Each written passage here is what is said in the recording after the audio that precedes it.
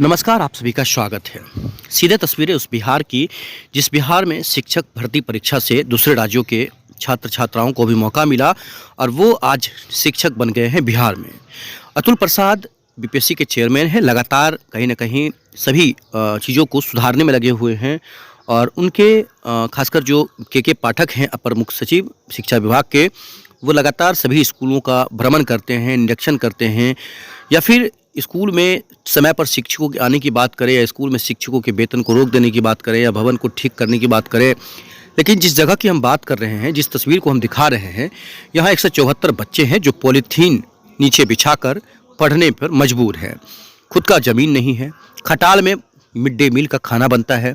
काफ़ी परेशान हैं बच्चे, मांग कर रहे हैं कि कैसे भी सरकार और के पाठक सर इस पर ध्यान दिया जाए। सभी लोगों से अनुरोध है कि आप शेयर इतना कीजिए कि के पाठक कम से कम देख सके कि आखिरकार उनके स्कूल का हाल क्या है। सिर्फ और सिर्फ शिक्षकों के पीछे लग जाने से ये तो होगा नहीं। इस स्कूल के या ऐसे स्कूल जिसका दयनीय स्थिति है उसको भी सुधारने में उनको लगना चाहिए। आइए इंटरव्यू सुनाते हैं। वहीं इस स्कूल के जमीनदाता जो हैं इस गांव के रहने वाले हैं पुलेश्वर पांडे, उन्होंने कहा कि 6 महीने पहले ही जमीन लिख दिया, सीओ साहब को कह दिया, फिर भी आज तक एनओसी नहीं मिला है या फिर भवन मनरेगा से भी जो काम होगा उसके लिए एनओसी चाहिए। ये सब काम नहीं हो रहा है, सभी लोग परेशान हैं। इंटरव्यू सुनाते हैं और जानते हैं कि हकीकत क्या है। दरभंगा जिला के किरतपुर प्रखंड का यह तस्वीर है जो हम आपको दिखा रहे हैं। क्या दिक्कत होती है यहाँ पर? दिक्कत होती है ये जमीन कोई नहीं देते, जमीन कोई नहीं। स्कूल नहीं बनते। अच्छा, तो पढ़ने लिखने में यहाँ सड़कों पे ही पढ़ना पड़ता है? नहीं सर, अच्छे से पढ़ाई होता है। पढ़ाई अच्छे से होता है लेकिन सड़क पे बैठ के ही होता है ना? Yes sir. अच्छा, वॉशरूम वगैरह जाना होता होगा, बाथरूम वगैरह, तो कहाँ कैसे जाती हैं आप लोग?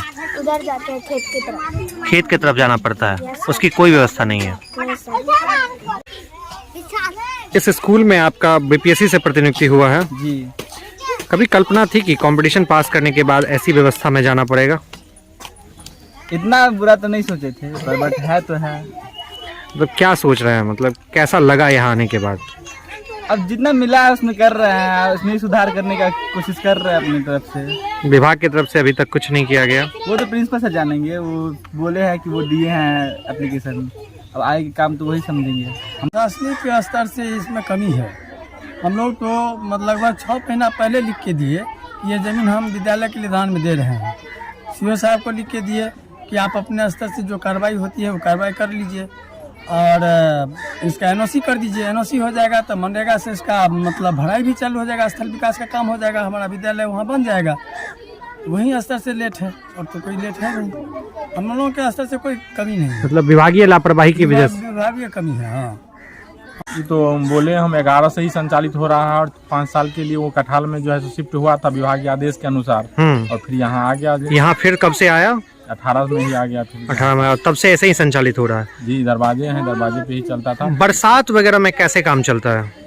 पहले दरवाजे अच्छे थे तो इसी दरवाजे पे चलते थे और ये भी दरवाजे ही थे, अब तो इसी बीच में बना है ये थी तो ये दरवाजे। अच्छा, ये किन्हीं का निजी भूमि है? जी जी, फुलेश्वर किनका है? पांडे जी है, फुलेश्वर पांडे जी। वो इनके लिए पैसा वैसा भी लेते हैं? जी जी, पैसा नहीं लेते हैं और जमीन दान में भी 3 कट्ठा वैसे ही दिए हैं, वैसे ही बिना दिए हैं। पैसा के ही।